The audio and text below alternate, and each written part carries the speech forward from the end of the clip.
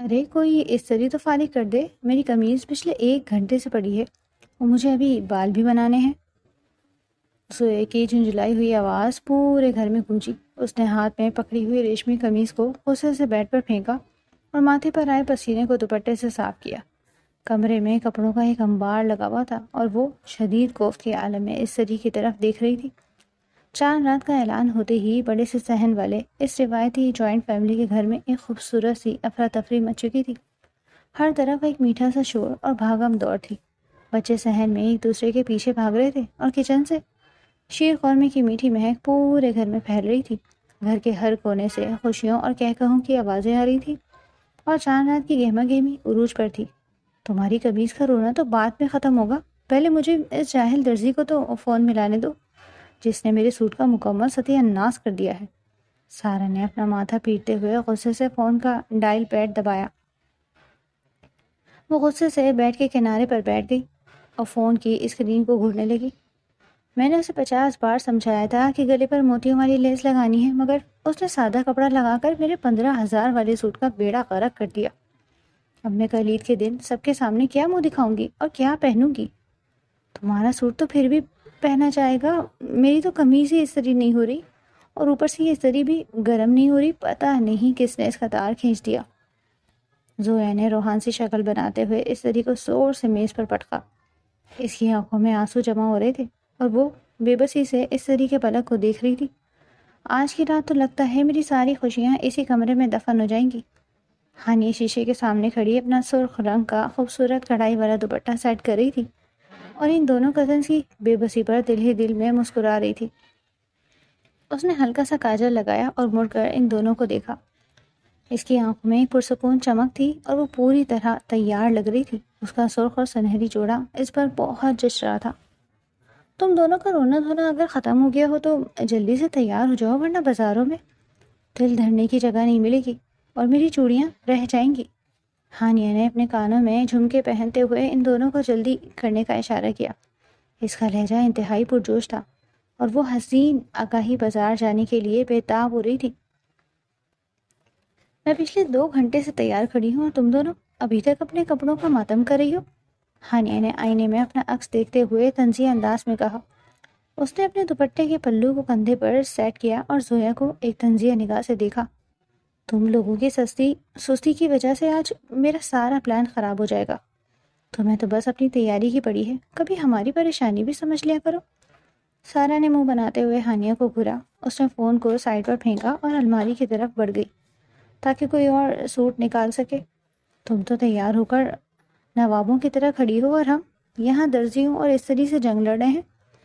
میری جان، آج جان رات ہے، پریشانیوں کو کل تک کے لیے ملتوی کر دو اور جلدی سے کوئی بھی جوڑا پہن کر نکلو، ورنہ بازار میں قدم رکھنے کی جگہ بھی نہیں ملے گی۔ ہانیہ نے مسکراتے ہوئے اپنے بالوں کی لٹ کو انگلی پر لپیٹا۔ اس نے سارا کے کندھے پر پیار سے بات رکھا اور اسے تسلی دی۔ چلو شاباش، جلدی کرو، مجھے اپنی میچنگ چوڑیاں ہر حال میں آج ہی لینی ہیں۔ دیکھو لڑکیوں، کمرے کے دروازے پر کھڑے ہو کر تائی جان نے سخت مگر شفیق لہجے میں سب کو تنبیہ کی۔ ان کی گرجدار آواز سن کر کمرے میں ایک دم خاموشی چھا گئی۔ انہوں نے اپنے چشمے کو ناک پر درست کیا اور تینوں لڑکیوں کو باری باری گھورا۔ بازاروں میں بہت زیادہ رش ہوگا، جلدی جانا اور چوڑیاں لے کر سیدھا گھر آنا۔ رات کے 12 بجے تک آوارہ گردی نہیں چاہیے مجھے، اور نہ ہی کسی دکان پر خواہ کا وقت ضائع کرنا۔ ہانیہ نے مڑ کر تائی جان کو دیکھا اور شرارت سے مسکراتے ہوئے ان کے گلے لگ گئی۔ اس کی آنکھوں میں ایک مخصوص سی چمک تھی۔ وہ جانتی تھی کہ تائی جان کا غصہ صرف اوپر سے ہے اور وہ اس سب سے بہت پیار کرتی ہے۔ تائی جان، چاند رات کی شاپنگ اور جلدی واپسی، یہ تو تاریخ میں کبھی ہوا ہی نہیں۔ ہانیہ نے لاڈ سے ان کا گال چوما اور ان سے دور ہٹ کر کھڑی ہو گئی۔ اس کی مسکراہٹ اور بھی گہری ہو گئی تھی۔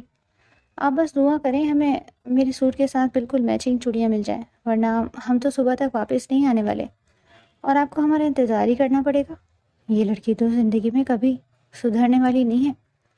تائی جان نے مصنوعی غصے سے اسے گھورا، مگر ان کے لبوں پر بھی بے ساختہ مسکراہٹ آ گئی۔ انہوں نے ہانیہ کے سر پر پیار سے ہاتھ پھیرا اور اسے پیچھے کیا۔ خیال سے جانا اور فہد کو اپنے ساتھ ہی رکھنا اس رش میں۔ کوئی بھی لڑکی اکیلی ادھر ادھر نہیں جائے گی اور سب ایک دوسرے کا ہاتھ پکڑ کر چلنا۔ تائی جان آپ فکر نہ کرے، میں ان سب کو جلدی واپس لے آؤں گا، ورنہ ان کے تو نخرے ہی ختم نہیں ہوتے۔ فہد نے اپنے بالوں میں ہاتھ پھیرتے ہوئے اور گاڑی کی چابی انگلی میں گھماتے ہوئے کمرے میں انٹری دی۔ اس کے چہرے پر ایک چڑھانے والی مسکراہٹ تھی اور وہ تینوں کو دیکھ کر ہنس رہا تھا۔ مجھے پتا ہے یہ وہاں جا کر بھی آدھا گھنٹہ صرف دکانیں ڈھونڈنے میں لگا دیں گے۔ تم اپنے نخرے دیکھو، پچھلے آدھے گھنٹے سے شیشے کے سامنے کھڑے بال سیٹ کر رہے تھے جیسے شاپنگ نہیں کسی فیشن شو میں جانا ہو۔ ہانیہ نے ترکی بہ ترکی جواب دیتے ہوئے فہد کو گھورا۔ اس نے فہد کے ہاتھ سے چابی چھیننے کی کوشش کی مگر وہ پیچھے ہٹ گیا۔ تم سے تو زیادہ جلدی ہم لڑکیاں تیار ہو جاتی ہیں۔ ہاں تم تو جیسے ان کے سردار ہو، جلدی جاؤ اور وقت پر گھر آ جانا۔ تائی جان نے فہد کو تاکید کی اور کچن کی طرف چلی گئی۔ انہیں مہمانوں کے لیے شیر قورمہ تیار کروانا تھا اور بہت سارے کام ابھی باقی تھے۔ گاڑی میں بیٹھتے ہی لڑکیوں کی باتوں کا نہ ختم ہونے والا سلسلہ شروع ہو گیا۔ راستے میں شدید ٹریفک جام تھا اور ہر طرف گاڑیوں کے ہارن کا شور تھا۔ زویا گرمی اور حبس کی شکایت کر رہی تھی، جبکہ ہانیہ کی ساری توجہ صرف اور صرف اپنی میچنگ چوڑیوں پر تھی۔ فہد نے بمشکل بازار کے قریب ایک تنگ گلی میں گاڑی پارک کی اور سب باہر نکلے۔ گاڑی سے اترتے ہی مہندی، تلی ہوئی چیزوں اور عطر کی ملی جلی خوشبو نے ان کا استقبال کیا۔ بازار میں واقعی دل دھرنے کی جگہ نہیں تھی۔ چوڑیوں کی کھنکھناہٹ، دکانداروں کی اونچی آوازیں اور خریداروں کا شور ایک عجیب سا دلکش سما باندھ رہا تھا۔ چاروں طرف رنگ برنگی روشنیاں جگمگا رہی تھیں اور لڑکیوں کے غول در غول دکانوں پر امڑے ہوئے تھے۔ یہ ملتان کی روایتی چاند رات کا وہ منظر تھا جس کا انتظار ہر کسی کو پورا سال رہتا۔ ہانیہ میرا ہاتھ پر چھوڑنا ورنہ اس ہجوم میں گم ہو جاؤں گی اور تائی جان میری جان لے لیں گی۔ زویا نے خوفزدہ ہو کر ہانیہ کا بازو مضبوطی سے پکڑ لیا۔ اس کی آنکھوں میں واضح خوف تھا اور وہ اس رشک سے گھبرا رہی تھی۔ یہاں تو چلنے کی بھی جگہ نہیں ہے، ہم دکان تک کیسے پہنچیں گے؟ میں کوئی 2 سال کی بچی نہیں ہوں جو گم ہو جاؤں گی۔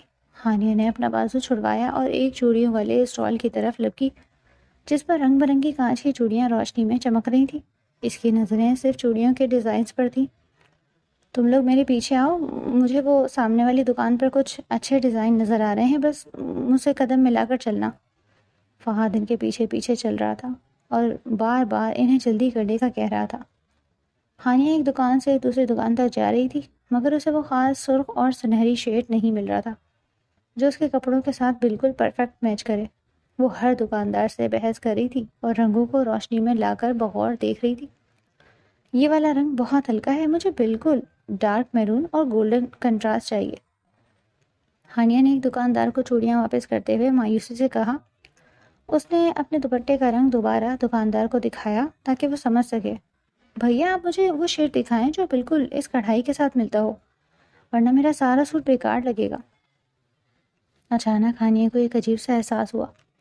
اسے لگا جیسے اس بے پناہ ہجوم میں کوئی اسے مسلسل اور بہت گہری نظروں سے دیکھ رہا ہے۔ اس کی ریڑھ کی ہڈی میں سنسناہٹ سی دوڑ گئی۔ اس نے ٹھٹک کر چلنا چھوڑا اور مڑ کر پیچھے دیکھا۔ پیچھے صرف انجان چہروں کا ایک سیلاب تھا اور دھکے کھاتے ہوئے لوگ۔ کوئی بھی ایسا چہرہ نہیں تھا جو اس کی طرف متوجہ ہو، لیکن وہ احساس کم نہیں ہو رہا تھا۔ کیا ہوا، کیسے دیکھ رہی ہو تم؟ سارا نے اس کے کندھے پر ہاتھ رکھا اور سوالیہ نظروں سے دیکھا۔ اس نے ہانیہ کے چہرے پر آئی ہوئی پریشانی کو فوراً بھانپ لیا۔ تم اچانک چلتے چلتے رک کیوں گئی؟ کوئی مسئلہ ہے کیا؟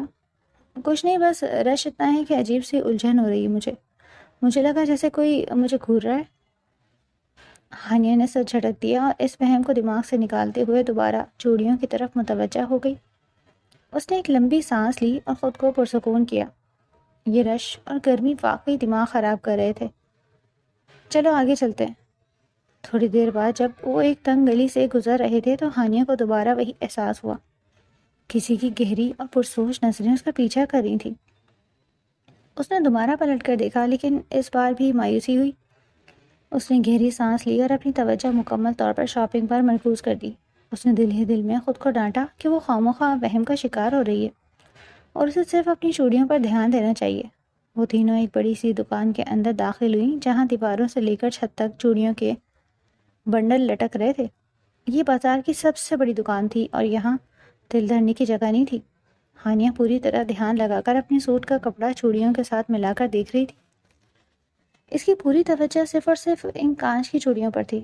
رش کی وجہ سے دکان سے کھڑا ہونا بھی مشکل ہو رہا تھا اور لوگوں کے دھکے لگ رہے تھے۔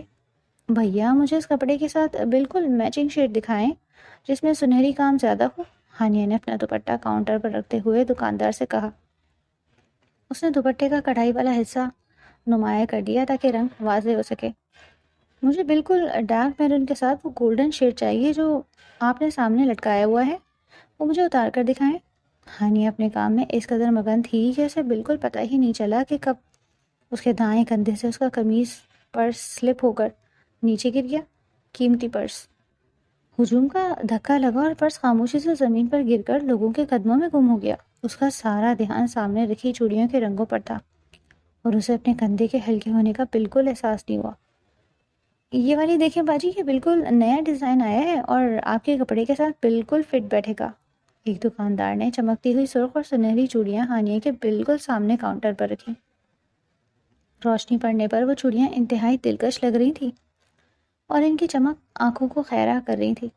یہ تو واقعی بہت پیاری ہیں، بالکل میرے ڈریس کے ساتھ میچ کر رہی ہیں۔ ہانیہ کی آنکھوں میں ایک دم خوشی کی چمک آ گئی۔ اس کی ساری تھکاوٹ دور ہو گئی۔ اس نے چوڑیاں ہاتھ میں لے کر دوپٹے کے ساتھ ملا کر دیکھی۔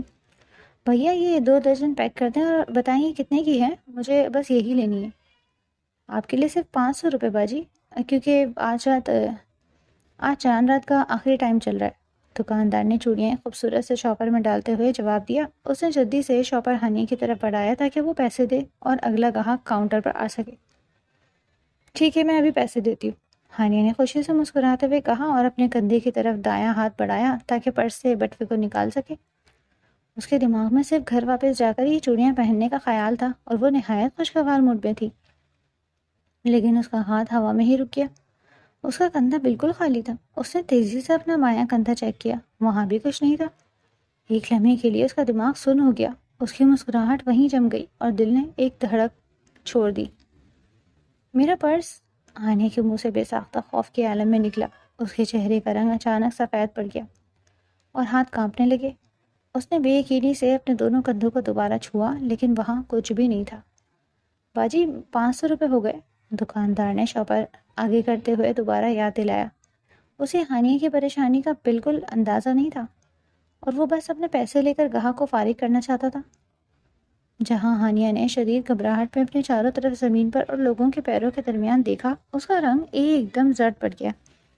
اس نے اپنے دونوں ہاتھ دوبارہ کندھوں پر مارے، اس کے سانسیں تیز ہو گئیں۔ اس نے دکان کے کاؤنٹر کے نیچے بھی نظر دوڑائی، لیکن وہاں صرف اندھیرا تھا۔ میرا پرس کہاں گیا؟ ہانیہ کی آواز میں اب واضح خوف اور پریشانی تھی۔ وہ پاگلوں کی طرح دائیں بائیں دیکھنے لگی۔ اس کی آنکھوں میں آنسو تیرنے لگے تھے اور اسے سمجھ نہیں آ رہا تھا کہ یہ اچانک کیا ہو گیا۔ کیا مطلب پرس کہاں گیا؟ ابھی تو تمہارے کندھے پر لٹک رہا تھا جب ہم دکان میں داخل ہوئے تھے۔ زویا نے شدید پریشانی سے چیختے ہوئے ہانیہ کی طرف دیکھا۔ اس نے بھی زمین پر نظریں دوڑانا شروع کر دی اور اس کا رنگ بھی فاق ہو گیا۔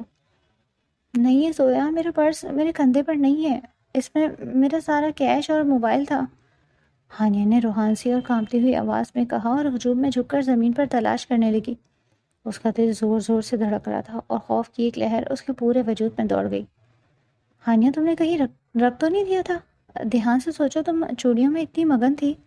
سارا نے اسے پرسکون کرنے کی کوشش کی، مگر اس کے اپنے چہرے پر بھی ہوائیاں اڑ رہی تھیں۔ اس نے ہانیہ کو کندھوں سے پکڑ کر سیدھا کیا اور اس کی آنکھوں میں دیکھ کر سوال کیا۔ نہیں، میں نے کندھے پر لٹکایا ہوا تھا، نہ جانے اس رش میں کب سلپ ہو کر گر گیا، مجھے بالکل بھی پتہ ہی نہیں چلا، یہ شاید کسی نے نکال لیا ہے۔ ہانیہ کا موڈ بالکل خراب ہو چکا تھا۔ چاند رات کی ساری خوشی اس کے چہرے سے ایک لمحے میں غائب ہو گئی اور اسی جگہ شدید الجھن اور پریشانی نے لے لی۔ اب اسے چوڑیاں اور چاند رات سب کچھ بھول گیا تھا اور صرف اپنے پرس کی فکر کھائے جا رہی تھی۔ ہانیہ کی آنکھوں میں آنسو تیرنے لگے اور دل کی دھڑکن کسی بے قابو ٹرین کی طرح سینے سے ٹکرا رہی تھی۔ بازار کا وہ سارا شور ہنگامہ اور چوڑیوں کی کھنکھناہٹ اس کے لیے جیسے بالکل خاموش ہو گئی۔ اس کے ذہن میں صرف ایک ہی بات گونج رہی تھی کہ اس کا قیمتی پرس غائب ہو چکا ہے، جس میں اس کا موبائل اور سارا کیش موجود تھا۔ زویا اور سارا بھی شدید پریشانی کے عالم میں دکان کے کونے کونے اور لوگوں کے پیروں کے درمیان نظریں دوڑا رہی تھی۔ دکاندار شاپر ہاتھ میں پکڑے کاؤنٹر کے اس پار حیرت سے ان تینوں لڑکیوں کے اڑے ہوئے چہرے کو دیکھ رہا تھا۔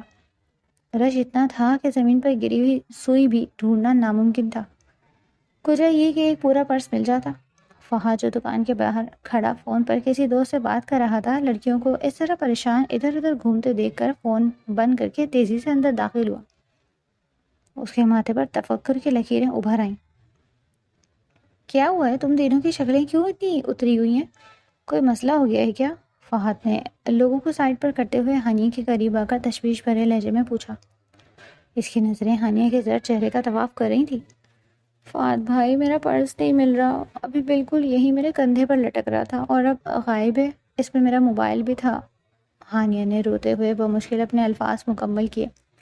اس کی آواز خوف، صدمے اور بے بسی سے کپکپا رہی تھی اور وہ اپنے آنسوؤں کو بمشکل روکے ہوئے تھی۔ فہد کا رنگ بھی ایک دم متغیر ہو گیا۔ اس نے جلدی سے دکان کے کاؤنٹر کے نیچے اور ارد گرد موجود گاہکوں کے قدموں میں دیکھا، لیکن وہاں کچھ بھی نہیں تھا۔ زمین پر صرف ٹوٹی ہوئی چوڑیوں کے ٹکڑے اور مٹی تھی۔ اس شدید رش میں کسی نے بہت صفائی سے ہاتھ مار لیا۔ اب کچھ نہیں ہو سکتا، میں نے تم لوگوں کو پہلے ہی کہا تھا، دھیان رکھنا اپنا۔ فہد نے غصے اور بے بسی کے ملے جلے تاثرات کے ساتھ اپنا سر جھٹک دیا۔ اس کی آواز میں ایک واضح جھنجھلاہٹ تھی جو ہانیہ کو مزید خوفزدہ کر رہی تھی۔ ہانیہ نے مایوسی سے آنکھیں بند کر لی اور اس کی پلکوں سے ایک آنسو ٹوٹ کر گال پر پھسل گیا۔ اسے اپنا موبائل جانے کا بے حد دکھ تھا، جس میں اس کا سارا ڈیٹا اور یادیں تھی۔ سارا نے آگے بڑھ کر ہانیہ کے کندھے پر تسلی دینے والے انداز میں ہاتھ رکھا، لیکن اس کے پاس کہنے کے لیے کوئی لفظ نہیں تھا۔ دکاندار بار بار اپنے پیسوں کا تقاضا کر رہا تھا، جس نے صورتحال کو مزید کشیدہ کر دیا۔ اچانک ان کے عقب سے ایک گہری، بھاری اور انتہائی پرسکون آواز ابھری۔ اس آواز میں ایک ایسا ٹھہراؤ اور کشش تھی جس نے دکان کے اس شدید شور شرابے میں بھی اپنی موجودگی کا بھرپور احساس دلایا۔ وہ آواز اتنی واضح تھی کہ ہانیہ کے دل کی دھڑکن ایک لمحے کے لیے رک گئی۔ ایکسکیوز می، کیا آپ کی کوئی قیمتی چیز گری ہے؟ ہانیہ کے رونگٹے ایک دم کھڑے ہو گئے۔ وہ تیزی سے پیچھے پلٹی۔ اس کے بالکل سامنے ایک انتہائی وجیہہ، کلاسی اور سلجھا ہوا نوجوان کھڑا تھا۔ اس نے سیاہ رنگ کا شلوار قمیص پہن رکھا تھا، جس کی آستینیں کونیوں تک نپاست سے فولڈ تھی۔ اس کے چوڑے کندھے اور پروقار سراپا اسے اس پورے ہجوم میں سب سے ممتاز کر رہا تھا۔ اس کے دائیں ہاتھ کی لمبی اور مضبوط انگلیوں میں ہانیہ کا وہی پرس موجود تھا جس کے گم ہونے پر اس کی جان نکلی جا رہی تھی۔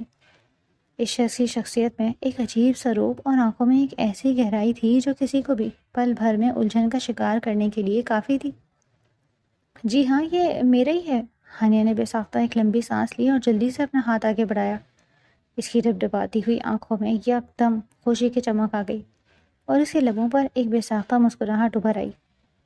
جیسے ہی ہانیہ نے پرس پکڑنے کے لیے اپنا ہاتھ آگے کیا، زاویار نے پرس تھماتے ہوئے جان بوجھ کر انتہائی مہارت سے اپنی انگلیاں ہلکے سے ہانیہ کی انگلیوں سے ٹکرا دی۔ وہ لمس اتنا غیر متوقع، پراسرار اور عجیب تھا کہ ہانیہ کو اپنے پورے وجود میں ایک دم کرنٹ سا دوڑتا ہوا محسوس ہوا۔ اس کے قدموں تلے سے جیسے زمین کھسک گئی ہو۔ اس کی انگلیاں کانپ اٹھیں اور وہ پرس مضبوطی سے پکڑنے میں ناکام رہی۔ دونوں کی نظریں ایک دوسرے سے ٹکرائیں۔ زاویار کی آنکھوں میں ایک گہری، رومانوی اور مسحور کن چمک تھی جو سیدھی ہانیہ کے دل میں اتر رہی تھی۔ ان آنکھوں میں ایک ایسا تلسم تھا جس نے ہانیہ کو اپنی جگہ پر جڑ دیا۔ ہانیہ کے لیے وہ لمحہ جیسے وہیں رک گیا تھا۔ پس منظر کا سارا شور، دکانداروں کی آوازیں اور چوڑیوں کی کھنکھناہٹ غائب ہو چکی تھی۔ وہ اس شخص کی سیاہ اور گہری آنکھوں میں جیسے کھو سی گئی تھی اور اسے سمجھ ہی نہیں آ رہا تھا کہ وہ کیا ریئیکٹ کرے۔ وہ چاہ کر بھی اپنی نظریں اس کے چہرے سے ہٹا نہیں پا رہی تھی۔ زاویار نے پرس ہانیہ کے حوالے کیا اور اس کے چہرے پر ایک ہلکی سی دل فریب اور شرارتی مسکراہٹ نمودار ہوئی، جس نے اس کی وجاہت میں مزید اضافہ کر دیا۔ اس مسکراہٹ میں ایک ایسا اعتماد تھا جو ہانیہ کے دل کو مزید دھڑکا گیا۔ ذرا دھیان رکھا کریں، ہر قیمتی چیز اتنی آسانی سے واپس نہیں ملتی۔ زاویار کی آواز دھیمی لیکن انتہائی پراسرار تھی اور اس کے جملے میں چھپا ہوا مطلب سیدھا ہانیہ کے دماغ پر دستک دے رہا تھا۔ اس کے الفاظ میں ایک عجیب سی وارننگ اور اپنائیت دونوں شامل تھے۔ اس سے پہلے کہ ہانیہ حیرت اور کنفیوژن کے اس گہرے بھنور سے نکل کر اسے شکریہ ادا کر پاتی یا کوئی بھی بات کہہ پاتی، وہ شخص مڑا اور ہجوم میں قدم بڑھاتا ہوا لوگوں کی بھیڑ میں غائب ہو گیا۔ ہانیہ پتھر کے مجسمے کی طرح سانس روکے وہیں کھڑی رہ گئی۔ اس کے دل کی دھڑکنیں اب پرس ملنے کی خوشی کے بجائے کسی اور ہی بے ترتیب اور تیز ردھم پر دھڑک رہی تھی۔ اس کی انگلیاں ابھی تک اس لمس کی حدت محسوس کر رہی تھی۔ شکر ہے مل گیا، ورنہ تائی جان نے آج میری اور تمہاری دونوں کی اچھی خاصی کلاس لے لینی تھی اور ہمیں ساری زندگی تانے سننے پڑتے۔ فہد نے سکا لمبا سانس لیتے ہوئے ہانیہ کو ہوش کی دنیا میں واپس لانے کی کوشش کی۔ اس کے ماتھے سے پسینہ بہ رہا تھا۔ ہاں شکر ہے، ہانیہ نے بمشکل تھوک نکلتے ہوئے اور اپنی گھبراہٹ پر قابو پاتے ہوئے جواب دیا۔ اس کا سارا دھیان ابھی تک ان انگلیوں کے لمس پر تھا اور وہ پوری اسٹار مسکراہٹ اس کے ذہن سے چپک کر رہ گئی تھی۔ اس نے اپنا پرس مضبوطی سے سینے سے لگا لیا۔ چلو اب جلدی سے پیسے دو اور چوڑیاں پکڑو، گھر نکلیں، بہت دیر ہو گئی ہے اور بازار بند ہونے والا ہے۔ فہد نے اپنی کلائی پر بندی گھڑی کی طرف دیکھتے ہوئے بے صبری سے کہا۔ وہ مزید اس رش میں کھڑا نہیں ہونا چاہتا تھا۔ ہانیہ نے مشین کی طرح جلدی سے پرس سے 500 کا نوٹ نکالا اور کاؤنٹر پر رکھ دیا۔ اس کا ذہن اس قدر الجھا ہوا تھا کہ اس نے چوڑیوں کا شاپر اٹھانے کی زحمت ہی نہیں کی اور فہد کے پیچھے دکان سے باہر نکل گئی۔ اس کے قدم زمین پر پڑ ہی نہیں رہے تھے۔ دکاندار شاپر اٹھائے آوازیں دیتا رہ گیا، لیکن رش کے شور میں اس کی آواز ہانیہ تک نہیں پہنچ سکی۔ وہ سرخ اور سنہری چوڑیاں وہیں کاؤنٹر پر دھری رہ گئیں۔ زویا اور سارا بھی جلدی میں ہانیہ کے پیچھے نکل آئیں اور کسی کا دھیان اس شاپر کی طرف نہیں گیا۔ گھر واپسی کا سفر بالکل خاموشی سے کٹا۔ گاڑی میں ہلکی آواز میں ریڈیو چل رہا تھا، لیکن ہانیہ گاڑی کی کھڑکی سے باہر اندھیرے میں دیکھ رہی تھی۔ اسے باہر کی روشنیاں اور سڑک کے مناظر کچھ دکھائی نہیں دے رہے تھے، بلکہ شیشے پر بار بار اسی اجنبی کا مسکراتا ہوا چہرہ نظر آ رہا تھا۔ وہ بار بار اپنے ہاتھ کو دیکھتی اور پھر مٹھی بند کر لیتی، جیسے اس لمس کو ہمیشہ کے لیے قید کر لینا چاہتی ہو۔ زویا اور سارا پچھلی سیٹ پر بیٹھی شاپنگ کے بارے میں باتیں کر رہی تھی، لیکن ہانیہ ان سب سے بہت دور کسی اور ہی دنیا میں پہنچ چکی تھی۔ رات کے پچھلے پہر گھر کی چھت کا منظر انتہائی دلکش اور روایتی تھا۔ بڑی بڑی چارپائی بچھی ہوئی تھی جن پر رنگ برنگی چادریں پڑی تھی۔ رات کی خنک اور میٹھی ہوا چل رہی تھی جس نے دن بھر کی گرمی کا اثر کم کر دیا تھا۔ چھت پر لگے بلب کی پیلی روشنی میں لڑکیاں بیٹھی ایک دوسرے کو مہندی لگا رہی تھی۔ مہندی کی تیز اور میٹھی خوشبو نے پوری چھت کو مہکا رکھا تھا۔ کہیں ہنسی کے کہکہے گونج رہے تھے تو کہیں پرانے شادی کے گیت گنگنائے جا رہے تھے۔ تائی جان نیچے اپنے کمرے میں سو چکی تھیں، اس لیے لڑکیوں کی آزادی دگنی ہو چکی تھی۔ ہانیہ ایک چارپائی پر تکیے سے ٹیک لگائے خاموشی سے بیٹھی تھی اور بار بار اپنے دائیں ہاتھ کی ان انگلیوں کو گھور رہی تھی جہاں اس اجنبی کا لمس محسوس ہوا۔ وہ جتنی بار بھی اس گہری اور پراسرار آواز کو یاد کرتی، اس کے دل کی دھڑکن تیز ہو جاتی۔ وہ اس کی مسکراہٹ اور آنکھوں کی وہ مسحور کن چمک بھول ہی نہیں پاتی تھی۔ اس کا ذہن مسلسل ایک ہی دائرے میں گھوم رہا تھا۔ اسے بازار میں گزرنے والا ہر ایک سیکنڈ کسی فلم کے سین کی طرح یاد آ رہا تھا۔ کیا بات ہے میڈم، آج تو بڑی خاموش ہو، لگتا ہے آج چاند رات کو اصلی والا چاند نظر آ گیا ہے۔ زویا نے اپنی مہندی لگی ہتھیلی کو پھونک پارتے ہوئے ہانیہ کو زور سے کوہنی ماری اور شرارت سے چھیڑا۔ اس کی آنکھوں میں ایک چمکدار مسکراہٹ تھی۔ ہانیہ ہڑبڑا کر سیدھی ہوئی اور جھینپ کر ادھر ادھر دیکھنے لگی۔ اس کا چہرہ شرم اور گھبراہٹ سے سرخ ہو گیا تھا۔ اسے لگا جیسے زویا نے اس کے دل کا حال پڑھ لیا ہو۔ اس نے جلدی سے اپنا ہاتھ چھپانے کی کوشش کی۔ بکواس مت کرو اور چپ چاپ مہندی لگاؤ، ورنہ میں نے تمہارا یہ سارا ڈیزائن خراب کر دینا ہے۔ ہانیہ نے زویا کو آنکھیں دکھاتے ہوئے مصنوعی غصے سے ڈانٹا، لیکن اس کی چوری پکڑی گئی تھی۔ اس کا لہجہ اس کا ساتھ نہیں دے رہا تھا۔ لو بھائی، ہم تو صرف پوچھ رہے تھے، تم تو واقعی غصہ کر گئی۔ دال میں کچھ کالا ہے؟ کالا تو ضرور ہے، بازار سے واپسی کے بعد تم نے ایک لفظ نہیں بولا اور اب چھت پر بھی کسی مجسمے کی طرح بیٹھی ہو۔ سارا نے بھی ہنستے ہوئے زویا کی ہاں میں ہاں ملائی اور ہانیہ کو مزید چھیڑا۔ وہ دونوں ہانیہ کی اس پراسرار خاموشی کا مزہ لے رہے تھے۔ تم دونوں پاگل ہو گئی ہو، مجھے بہت سخت نیند آ رہی ہے اور اس لیے خاموش ہوں، صبح جلدی سے اٹھنا ہے۔ ہانیہ نے جلدی سے بات گھماتے ہوئے اپنا بایاں ہاتھ مہندی لگانے والی لڑکی کے آگے کر دیا، لیکن اس کا دل ابھی تک اسی بازار کی گلی میں دھڑک رہا تھا۔ وہ بار بار آسمان پر چمکتے چاند کو دیکھتی اور پھر اس سیاہ پوش اجنبی کا چہرہ اس کی آنکھوں کے سامنے آ جاتا۔ رات گئے تک وہ اس شش و پنج میں جاگتی رہی۔ اگلی صبح عید کا دن تھا۔ سورج کی چمکدار کرنوں نے گھر کے بڑے سے صحن کو روشن کر دیا تھا۔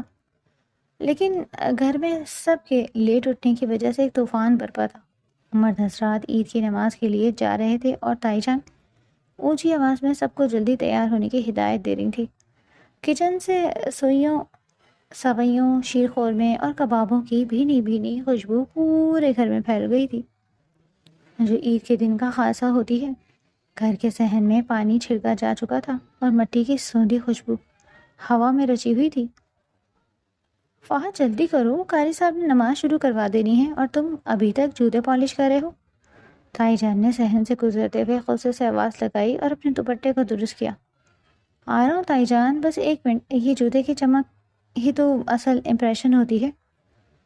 فہد نے جلدی سے اپنے کپڑے درست کیے، برش کو وہیں پھینکا اور دیگر مرد حضرات کے ساتھ بھاگتا ہوا دروازے سے باہر نکل گیا۔ اس نے اپنا پرفیوم بھی راستے میں ہی لگایا تھا۔ ہانیہ اپنے کمرے کے بڑے سے آئینے کے سامنے کھڑی تیار ہو رہی تھی۔ اس نے اپنا سرخ اور سنہری جوڑا پہنا، بالوں کو خوبصورتی سے سیٹ کیا اور ہلکا سا میک اپ کیا۔ اس کا لباس اس پر بہت جچ رہا تھا۔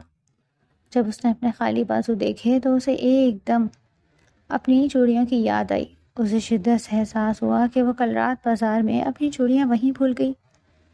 اس کا دل ایک لمحے کے لیے اداس ہوا، لیکن پھر اگلے ہی پل اسے اس اجنبی کی وہ بات یاد آ گئی کہ ہر قیمتی چیز اتنی آسانی سے واپس نہیں ملتی۔ ہانی کے لبوں پر ایک بے ساختہ اور دلکش مسکراہٹ پھیل گئی۔ اس نے چوڑیوں کی پرواہ کیے بغیر اپنے بازوؤں میں خوبصورت سی سنہری گھڑی پہنی اور کمرے سے باہر آ گئی۔ اس کی چال میں ایک عجیب سا اعتماد اور خوشی تھی۔ نماز کے بعد مرد حضرات واپس آ چکے تھے اور ڈرائنگ روم میں بیٹھ کر سوئیاں کھا رہے تھے۔ گھر کی تمام لڑکیاں اور خواتین بھی عید ملنے کے لیے وہیں جمع تھی۔ عیدی کی روایتی اور مزیدار کھینچا تانی کا آغاز ہو چکا تھا۔ بچے شور مچا رہے تھے اور بڑے ہنس ہنس کر انہیں عیدی دے رہے تھے۔ پورا ڈرائنگ روم کہکہوں اور مبارکباد کی آوازوں سے گونج رہا تھا۔ نئے کپڑوں کی کلف اور مہندی کی خوشبو نے ماحول کو مزید تہوار کا رنگ دے دیا تھا۔ بھائی جان، پچھلے سال والے 1000 روپے نہیں چلیں گے، اس بار مہنگائی بہت بڑھ گئی ہے اور سوٹ بھی مہنگے ہو گئے ہیں، کم از کم 5000 سے بات شروع کریں۔ سارا نے اپنے بڑے بھائی کے آگے دونوں ہاتھ پھیلائے ہوئے ڈھٹائی سے مطالبہ کیا۔ اس کی آنکھوں میں شرارت ناچ رہی تھی۔ ہاں ہاں، مجھے پتا ہے تم لوگوں کی ڈیمانڈز کا، تم لڑکیوں کو تو بس لوٹنا آتا ہے۔ یہ لو 5000، اور اب مجھے مزید تنگ مت کرنا۔ بڑے بھائی نے ہنستے ہوئے کرارے اور نئے نوٹ سارا کے ہاتھ میں تھما دیے۔ انہوں نے مصنوعی غصے سے سارا کے سر پر ہلکی سی چپت بھی لگائی۔ ہانیہ نے بھی ہنستے ہوئے مسکراتے ہوئے اپنے کزنس اور چچاؤں سے عیدی بٹور رہی تھی۔ اس کی مٹھیاں پیسوں سے بھر چکی تھیں، لیکن ان سب ہنسی مذاق اور شور شرابے کے باوجود اس کے ذہن پر ابھی تک وہ رات والا سین اور اس وجیہہ شخص کی بولڈ مسکراہٹ پوری طرح سوار تھی۔ وہ بار بار خود کو سمجھاتی کہ وہ محض ایک اتفاق تھا اور شاید وہ شخص اسے زندگی میں دوبارہ کبھی نظر نہ آئے، لیکن دل تھا کہ ماننے کو تیار ہی نہیں تھا۔ اسے ایسا لگ رہا تھا جیسے آج عید کے دن کچھ بہت ہی خاص ہونے والا ہے۔ اس کی نظریں بار بار ڈرائنگ روم کے دروازے کی طرف اٹھ رہی تھیں اور پھر وہ خود ہی اپنی اس احمقانہ حرکت پر مسکرا دیتی۔ اسے کیا معلوم تھا کہ قدرت اس کے لیے کیا زبردست سرپرائز تیار کر چکی ہے، اور وہ اجنبی جس نے اس کی نیندیں اڑا دی تھی وہ کتنے قریب آ چکا ہے۔ عید کی صبح کا ہنگامہ اپنے عروج پر تھا۔ گھر کے بڑے صحن میں مہمانوں کی آمد و رفت کا سلسلہ جاری تھا اور ہر طرف عید ملنے اور مبارکباد دینے کی آوازیں گونج رہی تھیں۔ تائی جان حسب معمول سب چیزوں کی نگرانی کر رہی تھی اور کچن میں کام کرنے والی ماسیوں کو مسلسل ہدایت دے رہی تھی۔ ہانیہ اپنے کمرے سے نکلی تو اس کے سرخ اور سنہری عروسی جیسے جوڑے نے پورے گھر کی توجہ اپنی جانب کھینچ لی۔ اس کے چہرے پر ایک قدرتی چمک تھی اور بازار کے اس واقعے نے اس کی سوچوں پر ایک عجیب سا خمار چڑھا رکھا تھا۔ فہد جلدی سے ڈرائنگ روم کے دروازے پر نمودار ہوا اور اس کے چہرے پر ایک وسیع مسکراہٹ تھی۔ اس نے اونچی آواز میں گھر والوں کو مخاطب کیا، تائی جان ذرا جلدی سے شیر قورمہ بھجوائیں، میرا ایک بہت خاص دوست عید ملنے آیا ہے اور وہ پہلی بار ہمارے گھر آیا ہے، اس لیے کوئی کسر نہیں رہنی چاہیے۔ فہد نے خوش دلی سے کہا اور واپس ڈرائنگ روم میں چلا گیا۔ ہانی، جلدی سے کچن میں جاؤ اور سب سے خوبصورت والی کرسٹل کی ٹرے میں شیر قورمہ اور ٹھنڈے پانی کے گلاس سجا کر لے آؤ، مہمان کو انتظار نہیں کروانا چاہیے۔ تائی جان نے ہانیہ کو ہدایت دی اور خود مہمانوں کو دیکھنے چلی گئی۔ ہانیہ نے فرما برداری سے سر ہلایا اور کچن کی طرف مڑ گئی۔ اس نے انتہائی نفاست سے کرسٹل کے خوبصورت پیالوں میں شیر خورما نکالا اور ان پر چاندنی کے ورق سجائے۔ ایک طرف شیشے کے جگ میں ٹھنڈا پانی اور گلاس رکھے اور ٹرے اٹھا کر ڈرائنگ روم کی طرف چل پڑی۔ اس کی پائل کی ہلکی ہلکی چنک پوری راہداری میں گونج رہی تھی۔ اسے کیا معلوم تھا کہ ڈرائنگ روم کا یہ دروازہ پار کرتے ہی اس کی زندگی کا سب سے بڑا سرپرائز اس کا منتظر ہے۔ ہانیہ نے نظریں جھکائے ڈرائنگ روم میں قدم رکھا۔ اس کا سارا دھیان ٹرے کے توازن پر تھا۔ السلام علیکم۔ ہانیہ نے نظریں جھکائے ہی مہذب انداز میں سلام کیا اور ٹرے کو میز کی طرف بڑھا دیا۔ وعلیکم السلام۔ ایک گہری بھاری اور انتہائی جانی پہچانی آواز نے اس کے سلام کا جواب دیا۔ یہ آواز سنتے ہی ہانیہ کے قدم وہی فرش پر جم گئے۔ اس کے دل کی دھڑکن ایک دم سے بے قابو ہو کر سینے سے ٹکرانے لگی۔ اس نے جھٹکے سے اپنی نظریں اوپر اٹھائیں۔ اس کے سامنے والے صوفے پر انتہائی پروقار انداز میں ٹانگ پر ٹانگ رکھے وہی شخص بیٹھا تھا۔ یہ وہی زاویار تھا جس نے کل رات بازار میں اس کی نیندیں اڑا دی تھی۔ اس نے آج گہرے نیلے رنگ کا انتہائی شاندار شلوار قمیض پہن رکھا تھا جو اس کی وجاہت کو چار چاند لگا رہا تھا۔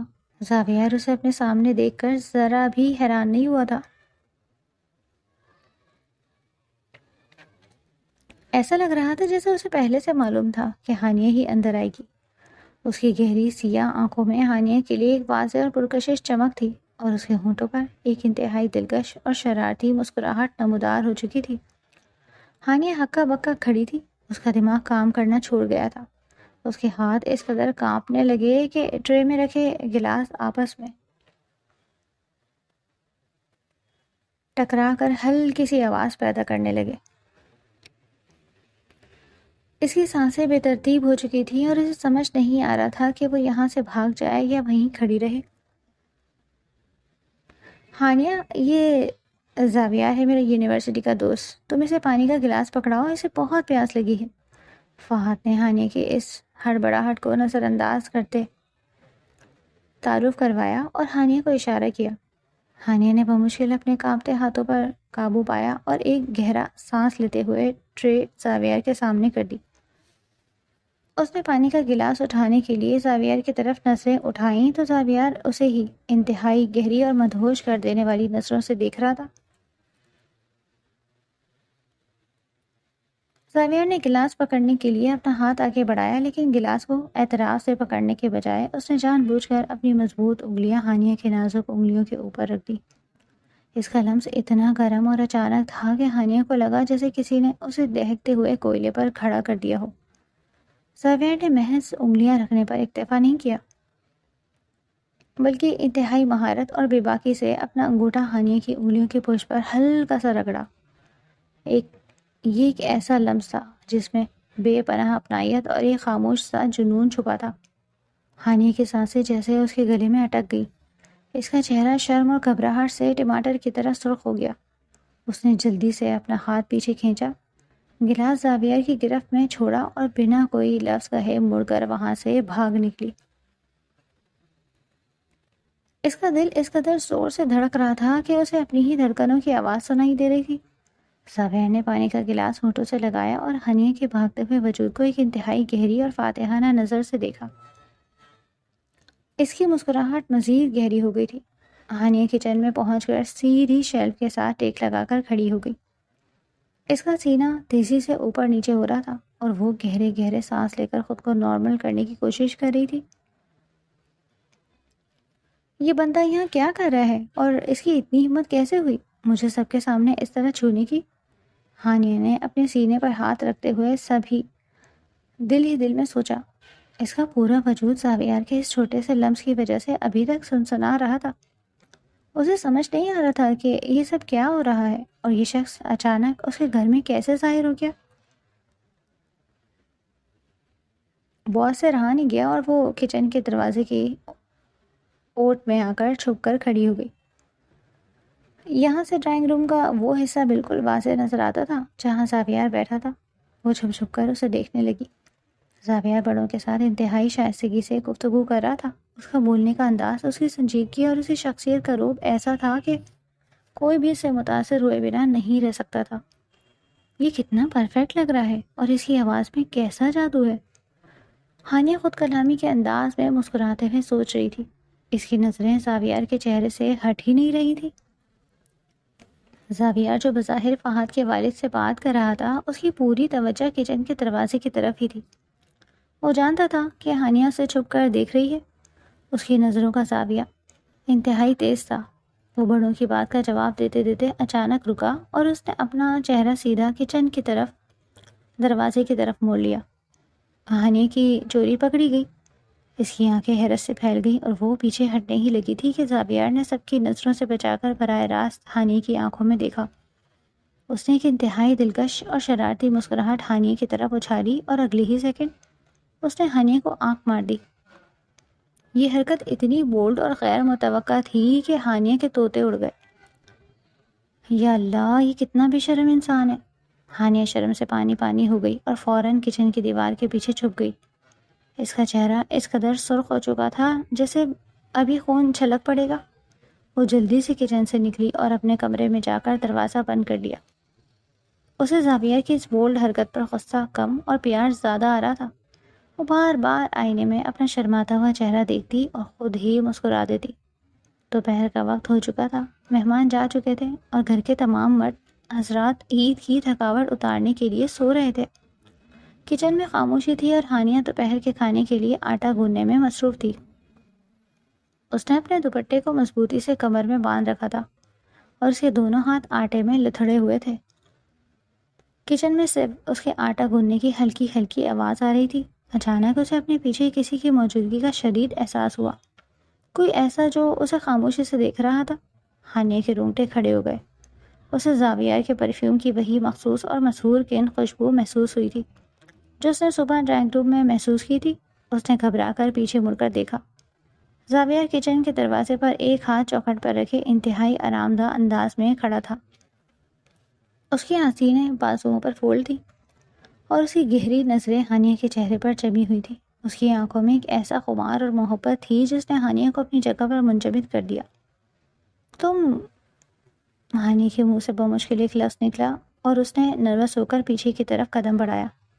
اس کے ہاتھ آٹے سے بھرے ہوئے تھے اور وہ اپنے دفاع کے لیے کچھ بھی نہیں کر سکتی۔ زاویار نے کوئی جواب نہیں دیا اور آہستہ آہستہ چل کر اسے بالکل قریب آ گیا۔ کچن کا وہ حصہ ایک دم بہت چھوٹا اور تنگ محسوس ہونے لگا۔ زاویار کے ہر قدم کے ساتھ ہانیہ کے دل کی دھڑکنیں تیز ہو رہی تھیں۔ وہ پیچھے ہٹتے ہٹتے شیلف کے ساتھ لگ گئی۔ اب اس کے پیچھے جانے کا کوئی راستہ نہیں تھا۔ زاویار اس کے اتنا قریب آ کر کھڑا ہو گیا کہ ہانیہ کو اس کی سانسوں کی گرمائش اپنے چہرے پر محسوس ہونے لگی۔ آپ یہاں کیا کر رہے ہیں؟ کوئی آ جائے گا؟ ہانیہ نے لرزتی ہوئی آواز میں سرگوشی کی اور اپنی نظریں نیچے کر لی۔ وہ زاویار کی آنکھوں میں دیکھنے کی ہمت نہیں کر پا رہی تھی۔ ہانیہ کے چہرے پر پسینے کی ہلکی ہلکی بوندیں چمک رہی تھی اور اس کے ماتھے پر بالوں کی ایک لٹ گر کر بار بار اس کی آنکھوں کو تنگ کر رہی تھی۔ ہانیہ آٹے سے بھرے ہاتھوں کی وجہ سے اس لٹ کو ہٹا بھی نہیں سکتی تھی۔ زاویار کی نظر اس گرتی ہوئی لٹ پر پڑی اور اس کی مسکراہٹ میں ایک عجیب سی نرمی آ گئی۔ زاویار نے اپنا دایاں ہاتھ آگے بڑھایا۔ ہانیہ نے گھبرا کر آنکھیں بند کر لی۔ زاویار کی گرم اور معصوم مضبوط انگلیاں انتہائی نرمی سے ہانیہ کے چہرے کو چھوتے ہوئے اس لٹ کو کان کے پیچھے اڑس گئی۔ اس کا لمس اتنا رومانوی اور محبت بھرا تھا کہ ہانیہ کا پورا جسم کانپ اٹھا۔ زاویار نے اپنا ہاتھ ہٹانے میں کوئی جلدی نہیں کی، بلکہ اس کی انگلیوں کی پورے چند سیکنڈز تک ہانیہ کے نرم گال پر ٹکی رہیں۔ بال باندھ لیا کرے محترمہ، آٹے میں گر گئے تو سارا مزہ کرکرا ہو جائے گا۔ زاویار نے تھوڑا سا اور جھک کر ہانیہ کے کان کے بالکل قریب انتہائی گہری اور خمار آلود سرگوشی کی۔ اس کی سانسیں ہانیہ کی گردن کو چھو رہی تھیں۔ اس سے پہلے کہ ہانیہ اس سرگوشی اور اس قربت کے سحر سے نکل کر کچھ بول پاتی، زاویار سیدھا ہوا۔ اس نے ایک بھرپور اور قاتلانہ مسکراہٹ ہانیہ کی طرف اچھالی اور آرام سے مڑ کر کچن سے باہر چلا گیا۔ ہانیہ شیلف کے ساتھ لگی گہرے گہرے سانس لے رہی تھی۔ اس کی ٹانگوں سے جان نکل چکی تھی اور وہ وہیں فرش پر بیٹھ جانے والی تھی۔ زاویار نے چند لمحوں میں اس کے ہوش حواس مکمل طور پر اڑا دیے۔ اگلے دن شام کا وقت تھا۔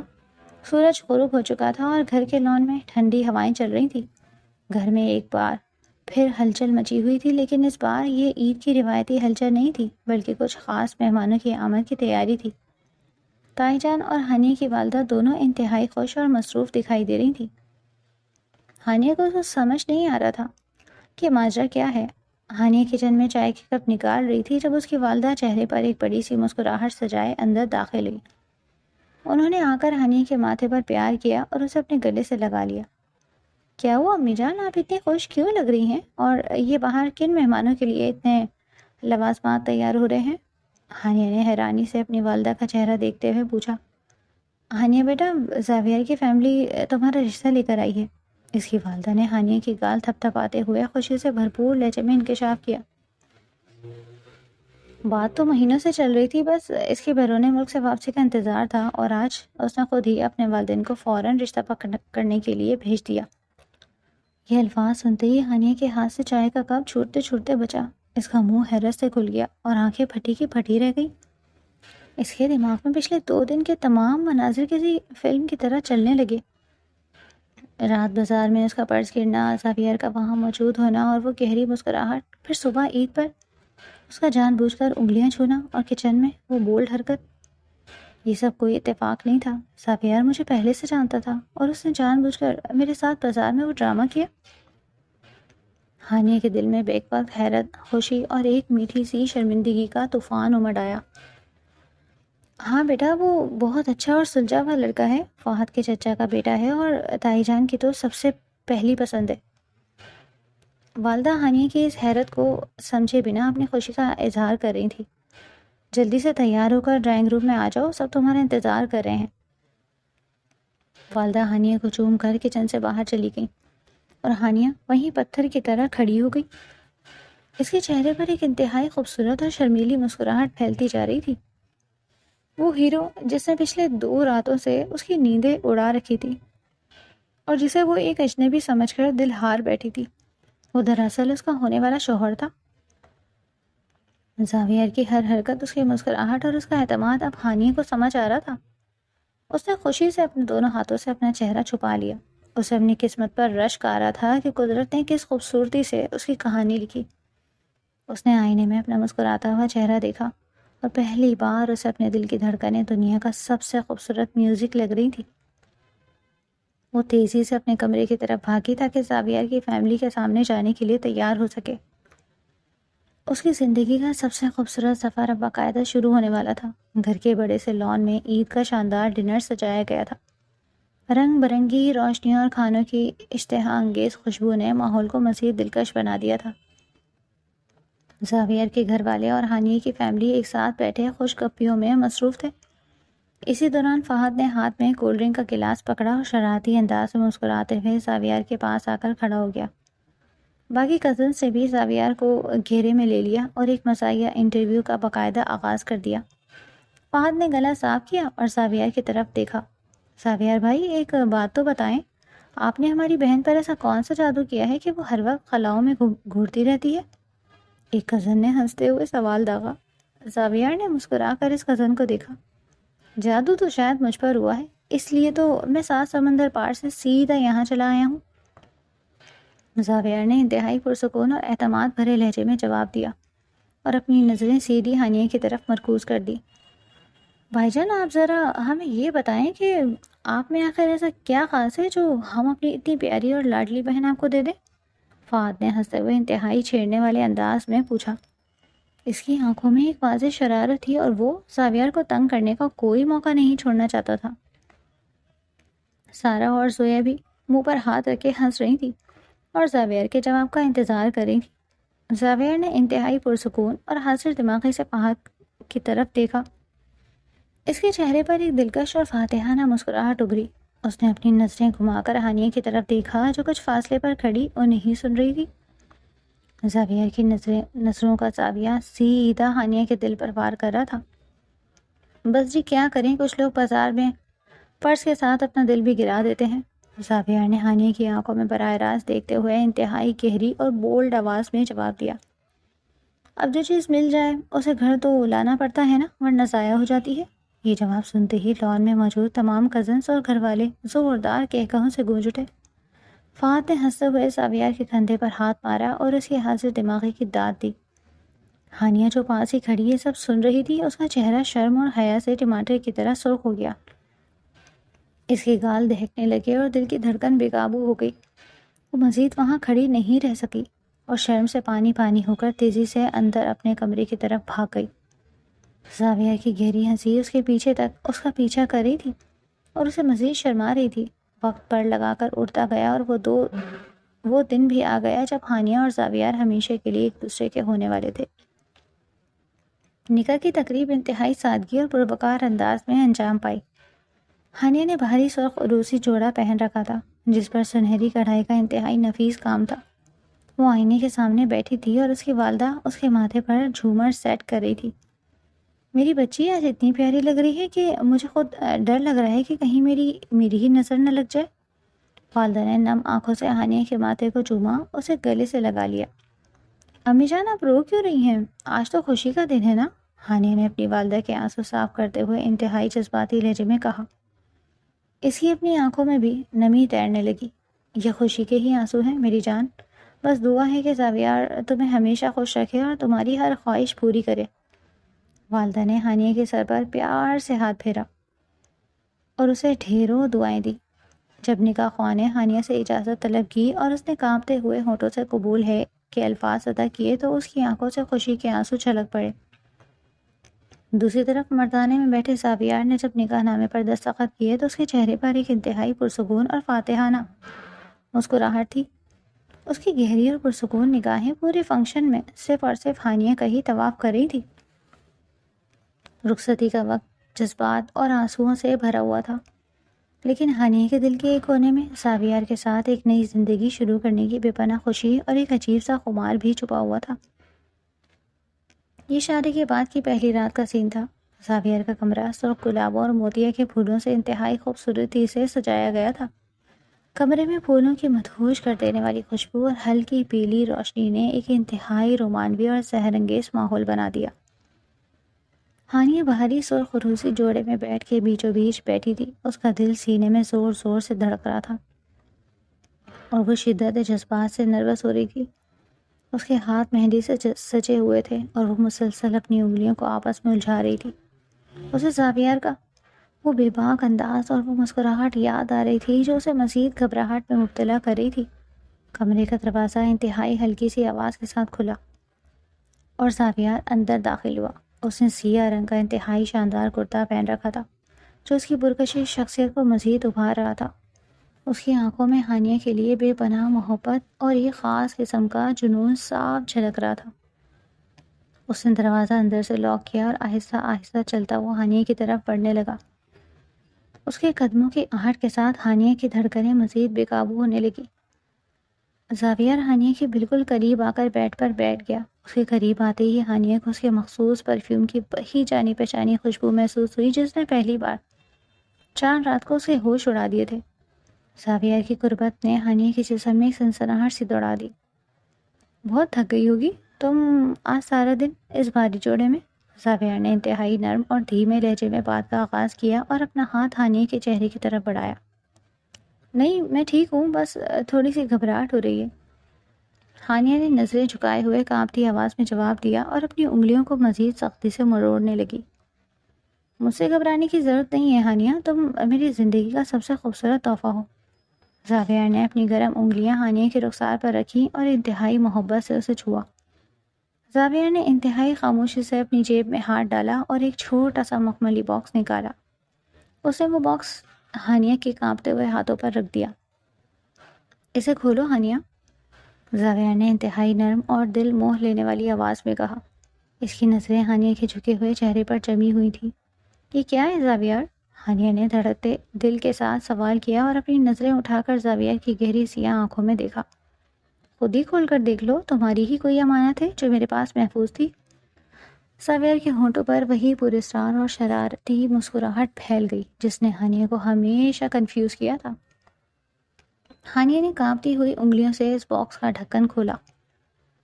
باکس سے اندر دیکھتے ہی اس کی آنکھیں حیرت اور خوشی سے پوری طرح کھل گئی۔ اس میں وہی سرخ اور سنہری چوڑیاں مخمل کے کپڑے پر سجی ہوئی تھیں جو وہ رات بازار میں جلدی اور گھبراہٹ میں دکان کے کاؤنٹر پر ہی بھول آئی تھی۔ ہانیہ کی آنکھوں میں آنسو تیرنے لگے اور اس نے بے یقینی سے زاویہ کی طرف دیکھا۔ یہ میری چوڑیاں آپ کے پاس کیسے آئیں؟ میں تو انہیں دکان پر ہی چھوڑ آئی تھی، ہانیہ نے حیرت اور خوشی سے بھرپور لہجے میں پوچھا۔ اس کی آنکھوں سے ایک آنسو جھلک کر اس کے گال پر گرا۔ میں تمہارے پیچھے ہی تو کھڑا تھا میری جان، جب تم نے پیسے دیے تو شاپر وہیں بھول گئی اور میں نے وہ اٹھا لیا۔